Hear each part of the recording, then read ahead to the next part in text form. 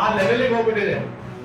ಹೀಗಾಗುತ್ತೆ, ನಾನು ಬದುಕೋಕ್ಕೋಸ್ಕರ ಇನ್ನೊಬ್ಬರನ್ನ ಅವರನ್ನ ಮದುವೆ ಮಾಡಬೇಕು ಸಮೇತ ದೇಶದ ಕಾಲಕ್ಕೆ ಮತ್ತು ಕಾಲಘಟ್ಟ ಬಂದಿರುವ ಸಂದರ್ಭದಲ್ಲಿ ಕವಿಗಳವರ ಏನು ಒಂದು ಸಂದೇಶ ಹಾಗೆ ನಮ್ಮ ಹೇಳಿದ್ರು, ಲೌಕಿಕದಿಂದ ಅಲೌಕಿಕ ಕಡೆಗೆ ಈ ಒಂದು ಜೈನ ಧರ್ಮ ಕೊಂಡೊಯ್ಯಿತು.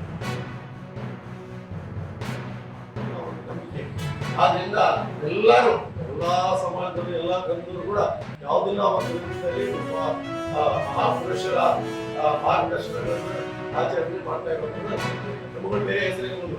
ಆದ್ರೆ ಎಲ್ಲರಿಗೂ ಈ ಪ್ರಪಂಚದಲ್ಲಿ ಬೆಳೆಸಿರೋದು ದೇವರು ಈ ಮನುಷ್ಯ ಕುಲಕ್ಕೆ ಮಾನವನಿಗೆ ಮನುಷ್ಯನಾಗಿ ಬಾಳ್ಲಿಕ್ಕೆ ಮಾರ್ಗದರ್ಶನ ನೀಡಿ ಕಾಲ ಕಾಲಕ್ಕೆ ಕಳೆದಿರ್ತಕ್ಕಂಥದ್ದು.